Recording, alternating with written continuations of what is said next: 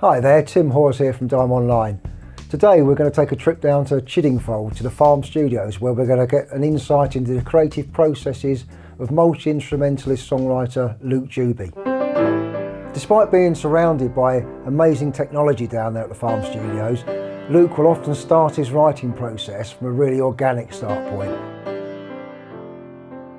Luke's coming back today to develop an idea that started out as a piano riff. Let's have a look at how it unfolds.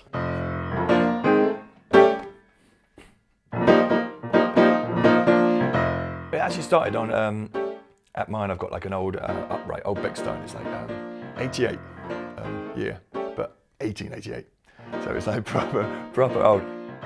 Quite like just get my phone and I'll record something and then days later I'll be like, yeah, there's that. We built that section up as an idea. We've got one sample in the track that we brought in, which is just like a little bit of drums that we nicked from somewhere. And then everything else was live, and we started putting live saxes down, live Hammond, some live drums as well, and just built up the idea from that. We then degraded it by, we brought it down, I think, 3 semitones. So now it's down here, so and it sounds a bit dirty and it sounds a bit processed and a bit old. So it ended up sounding more like this.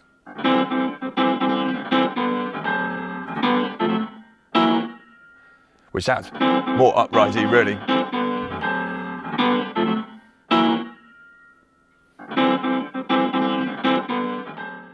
We already had a bit of a break, which is really the only sample that we... Whilst it might not be the final rhythm track, an inspiring drum loop will help keep the compositional process on track. And then really from there, you know, that's a bassist to work on, you know. Luke then looked to develop the bass parts. We got a little mate in called Diego Rodriguez to come and play some bass, and he's just fantastic and just so musical. And look.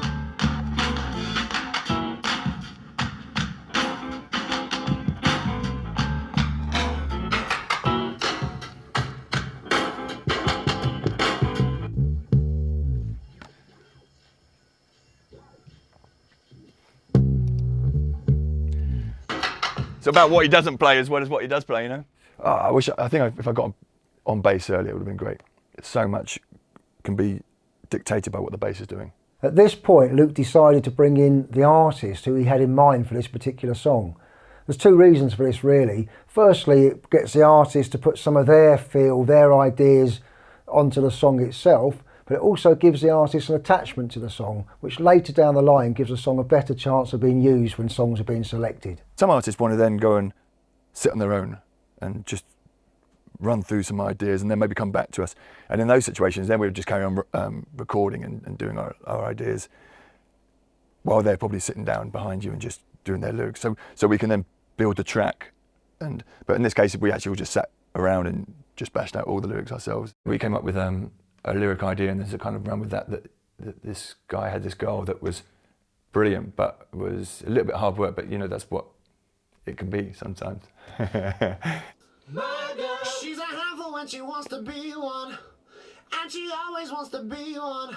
My girl, she's a constant emotional seesaw, but trust me, I am never bored. My girl, she's all mine, those girls ain't worth the time. I know it's strange, see I can't escape it. I need her, 'cause she's a handful. I think it's quite good fun, and it's a playful track. On some of these groove-based tracks, it's as much about the recording, you know, that people want to listen and dance and just enjoy it.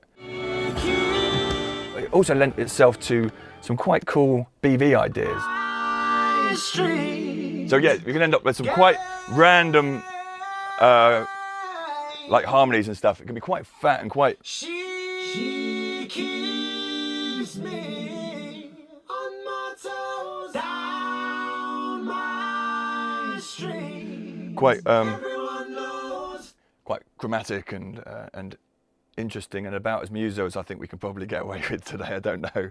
Every songwriter needs to continually reflect in action and identify any weak areas in the composition that can be improved. For me, it's not quick enough. I know we're not going to change the tempo, but you can make it sound quicker with more subdivision on the drums, or more chords perhaps, more syncopation between parts. So unsure of what the next move is in the creative process, Luke looks for inspiration from other places. So in this case, he goes on YouTube and listens to the work of other artists. Did you hear how late that one of those bass notes was? Massively.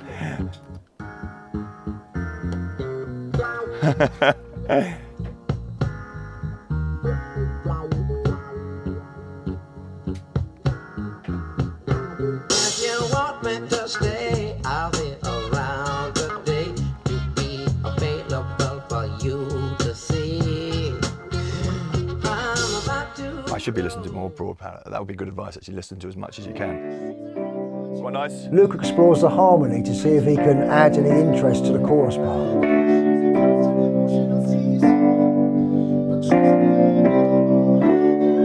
I still like the chromatic thing coming down with the bass here.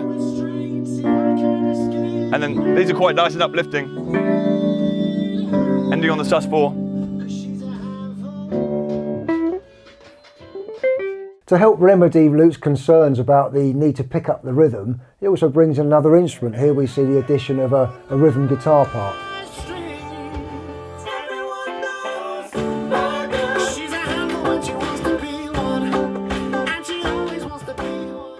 I've just dropped about, I'm not sure if it's £2 or £1, which is about 2 million Spotify plays.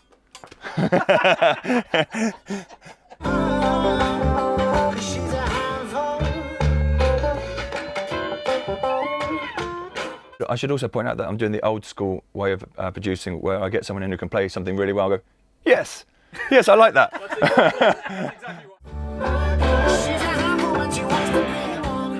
Having served its purpose as a compositional tool in the creative process, the drum loop now needs a little help in terms of keeping the dynamic growth through the arrangement.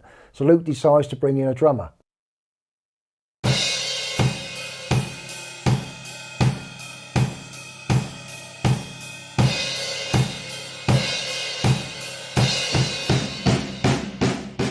So to further enhance the rhythmical content on the chorus, Luke decides he needs to add an additional bass part.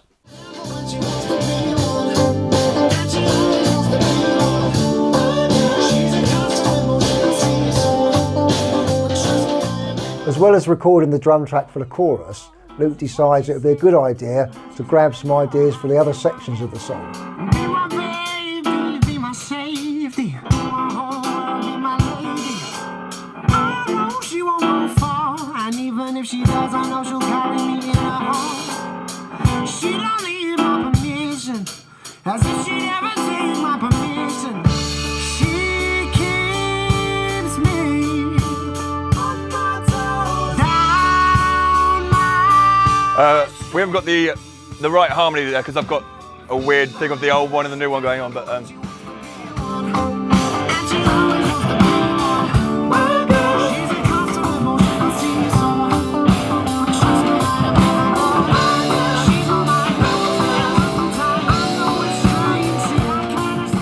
So as the session comes to an end, you can see how a small idea can develop into something much bigger. So what have we learned from this case study? Well, perhaps most importantly again is the reflection in action, continually monitoring the progress of the compositional process. On top of that, we've seen effective collaboration through bringing in musicians to bring to life some of the ideas to help the progress of the song. Hopefully today you've seen some great ideas that you can apply to your own songwriting in terms of stimulus, collaboration and song development.